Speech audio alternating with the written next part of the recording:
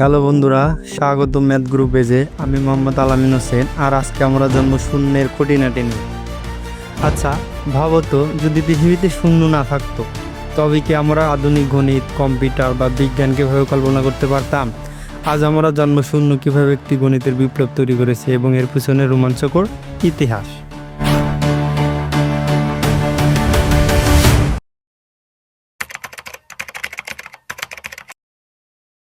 শুনতে অবাক লাগতে পারে, কিন্তু একটা সময় ছিল যখন মানুষেরা শূন্য শব্দটাই চিনত না। কিন্তু আজ সেই শূন্য ছাড়া কিছুই কল্পনা করা যায় না।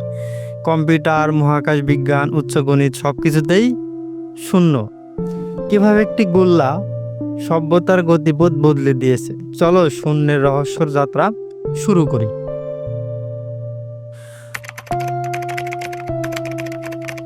শূন্যের গল্পের শুরু অনেক অনেক বছর আগে। প্রাচীন ব্যাবিলনীয়রা প্রায় 300 খ্রিস্টপূর্বে শূন্যের মতো খালি জায়গা চিহ্ন ব্যবহার করত। তবে সেটা শুধু সংখ্যার জায়গা বোঝাতে, আলাদা কোনো মান ছিল না। মায়া সভ্যতাও কিছুটা একইভাবে খালি বা ভয়েড বোঝাতে একটি চিহ্ন ব্যবহার করেছিল। কিন্তু প্রথম যিনি শূন্যকে একটি পূর্ণ সংখ্যা হিসেবে দেখলেন তিনি হলেন ব্রহ্মগুপ্ত। সপ্তম শতকে তার বই ব্রহ্মবোধ সিদ্ধান্ত এ তিনি শূন্য নিয়ে লিখেন, যেমন কোনো সংখ্যার সাথে শূন্য যোগ করলে সেই সংখ্যা হয়, কোনো সংখ্যা থেকে শূন্য বিয়োগ দিলে সে সংখ্যা হয়, কোনো সংখ্যার সাথে শূন্য গুণন করলে শূন্য হয়। এবং তিনি এটা স্পষ্ট বললেন, শূন্য দিয়ে ভাগ করা যায় না। আমরা আজকে যেই 0, 1, 2, 3, 4, 5, 6, 7, 8, 9 পর্যন্ত সংখ্যা ব্যবহার করি তাকে বলে হিন্দু আরবিক নিউমেরালস। এই পদ্ধতির মূল ছিল ভারতীয় গণিতবিদদের আবিষ্কার করা দশমিক স্থান মান সংখ্যা পদ্ধতি। এই পদ্ধতিতে 10-এর ঘরে 1, এককের ঘরে 0, এরকম করে আমরা বিশাল বড় সংখ্যাও লিখতে পারি খুব সহজে। শূন্য না থাকলে ভাবতো আমরা 100, 1000 বা এমনকি 10ও লিখতে পারতাম না। শূন্য শুধু একটি সংখ্যা না, এটি গণিতে একটি গেম চেঞ্জার। অবস্থানগত মান বোঝাতে গুরুত্ব অপরিসীম। বীজগণিতে সমীকরণ সমাধানে শূন্যকে ব্যবহার করি। জ্যামিতিতে শূন্য হলো মূলবিন্দু। ক্যালকুলাসে সীমা বা লিমিট, ডেরিভেটিভ সবখানে শূন্য ব্যবহৃত। এমনকি সংখ্যার প্রকার বোঝাতে হলে শূন্য দরকার। ধনাত্মক ও ঋণাত্মক সংখ্যার মাঝখানে শূন্য।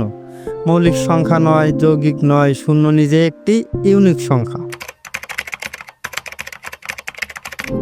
অনেকেই প্রশ্ন করে শূন্য দিয়ে ভাগ করলে কি হয়, চলো বুঝি।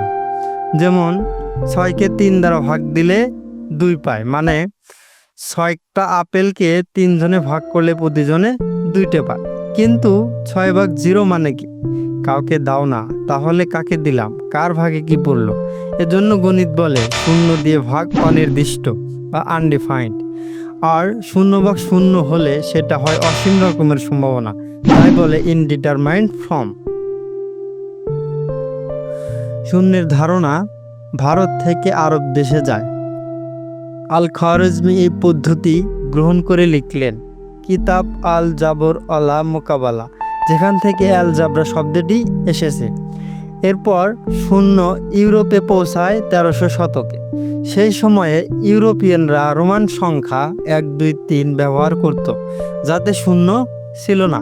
কিন্তু ভারতীয় পদ্ধতি গ্রহণের পর ইউরোপে ঘটে গণিতের রেনেসাঁ। আজকের যুগে শূন্য ছাড়া কিছুই চলে না। কম্পিউটার শুধু 0 আর 1 দিয়ে কাজ করে, যাকে বলে binary code. Electronic circuit design, AI, মহাকাশ গবেষণা সব কিছুতে শূন্যর প্রয়োজন। এমনকি ব্যাংক অ্যাকাউন্টে ব্যালেন্স শূন্য থাকলে সেটা তো একটি মান, 0 টাকা, মানে শূন্য বলেই জানে কিছু না আর কিছুর মধ্যে পার্থক্য। শূন্য না থাকলে আমরা কিছুই লিখতে পারতাম না, না বিজ্ঞান হতো, না প্রযুক্তি, না গণিত। একটা ছোট্ট সংখ্যা কিন্তু এত দরকারি, এত গভীর, এত অসাধারণ, তাই বলতেই হয় শূন্য একটি সংখ্যা নয়, শূন্য হলো সভ্যতার সবচেয়ে বড় আবিষ্কার। এই ভিডিওটি যদি তোমার ভালো লেগে থাকে তাহলে ম্যাথ গ্রুপ পেজটা ফলো করো আর কমেন্টে লিখে জানাও তোমার চোখে শূন্যের সবচেয়ে মজার দিক কোনটি। নতুন নতুন গণিতের চমক নিয়ে আবার আসছি। ততদিন পর্যন্ত শিখতে থাকো, ভাবতে থাকো। থ্যাংক ইউ সবাইকে।